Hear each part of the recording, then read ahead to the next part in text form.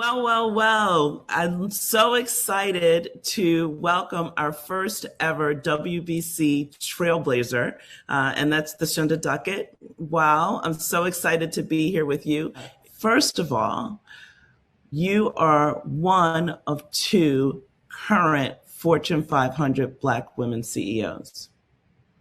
You're serving as CEO of TIAA, and you've had a career of many, many firsts. In 2020, you became the first Black woman to join JP Morgan's operating committee, being named CEO of Chase Consumer Bank. And today, you're not only the CEO of TIAA, but you sit on the board of Nike with my former CEO, John Donahoe. As an avid advocate for empowering women through financial health, your career has paved the way for young women of color. So I want to thank you for your leadership. I want to thank you for putting out the call for women of color to use their voices as it's necessary and required to create change aligned to purpose. So if you don't mind, can we see that award? I know you have a few words that you want to share too. Wow, thank you so much, Richelle. It's so great to be here with you. And thank you to everyone at the WBC for this terrific honor. The first Trailblazer Award. So much gratitude. Thank you, thank you, thank you. First, can you tell us about the key moments and opportunities that allowed you to rise to the top, to positions in business and in finance in Fortune 500 companies? Yeah, so I think in order to understand where you are, you have to go back to where you've been. And so when I think about those moments, Richelle, it starts with a strong foundation. You cannot achieve the level of success that I've been able to achieve so far without having the rock. And the rock to me is Otis and Rosie Brown. Yes. The rock for me is the history and understanding the shoulders of giants from which I stand upon today. And so just understanding the importance of your journey and where it really started is key for me. Secondly, I would talk about connecting with my ups and downs in life, because none of us have had just a perfect ascension. I've gone through ups and downs. I've gone through disappointment. I talk about the importance of financial health, which I understand at a personal level. And the reason why I think that's so important is in order to be a leader, you have to have empathy. You have to understand and have the ability to be in someone else's shoes. And clearly, I've had a lot of variations of shoes that I've had to walk in. I would also talk through Inroads. Inroads was my disruptor. And so for those of you who may not know, Inroads is a program that gives exposure to minorities in corporate America. And without having Inroads, to even know that there was this thing called corporate America that I could be a part of, I would not be here today. And then the last few things I would just quickly talk through is the ability to be okay being comfortable with the uncomfortability. There are so many times where I am the only in the room, or there are so many times that I've had to do those mental gymnastics in my head to reaffirm to myself that I am worthy and deserving to be exactly where I am and to be okay getting uncomfortable, taking the shot. The micro moments, the power of making sure you're present in the moment. I remember, Richelle, that the CEO of the mortgage company at Chase asked me a question. It was the way in which I answered the question that compelled him to know a little bit more about me that ultimately led to me joining JP Morgan Chase. And finally, I would talk about the power of advocacy, not just sponsorship. Being able to be clear on your brand, being able to be consistent on your how allows folks to be willing to give you sponsorship and advocacy along the way. And that forged a pathway for me to ultimately achieve my first big goal was to run a P&L. I didn't know it would be this type of P&L along the way, but just to get into the core of how a company makes money was important. So those are my moments, Richelle, that I would say led me to this opportunity today. Well, so those moments are so powerful, and I love how specific you were, because I think it's really helpful as people are just figuring out how they show up. Yes. And then how they deliver. You've helped to provide some of those really good nuggets. And so now, let me ask you this. How did you know you were ready for this big CEO role? What was it that drew you to TIAA? Wow. So again, you want to talk about being comfortable, being uncomfortable. It's not that I knew I am absolutely ready and I'm going to crush it, but I was prepared. What I did know is that I've put in the work. What I did know is that I have delivered consistently in all of the chairs that I've sat in. And what I did know is that it was time for me to take my shot. And I think that's so important because first, it's a mindset shift to really say to yourself, I may not check every box, but I'm ready to take the shot. And I know that I'm credentialized to do the job well. And so that's that inner confidence. That's that inner reflection of your journey. Knowing though that I was going to be very uncomfortable once I got in, knowing that every day I'm learning something new.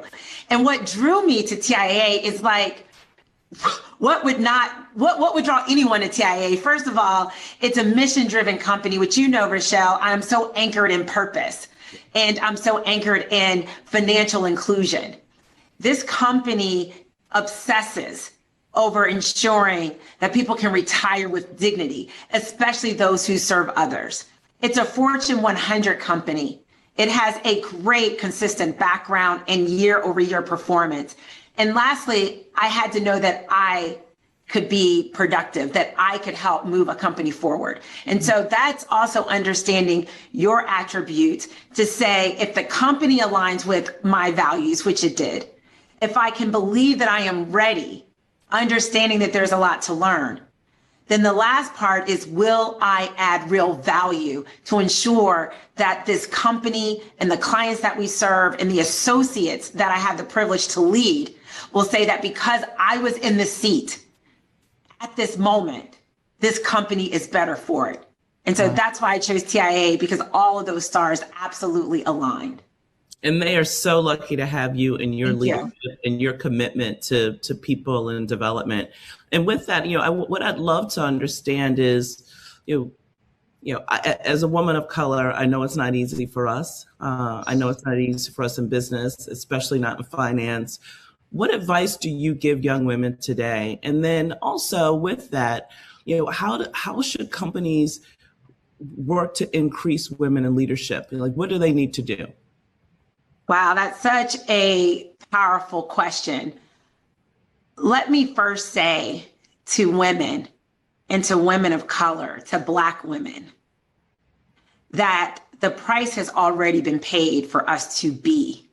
And what I mean by that, it was the cooks, the secretaries, the janitors that entered corporate America and put those cracks in the ceiling because they were the first to introduce our gender and our melanin to corporate America and to business, broadly speaking. So that's the first thing, is to know that your race and your gender is not a disadvantage, it's a differentiator.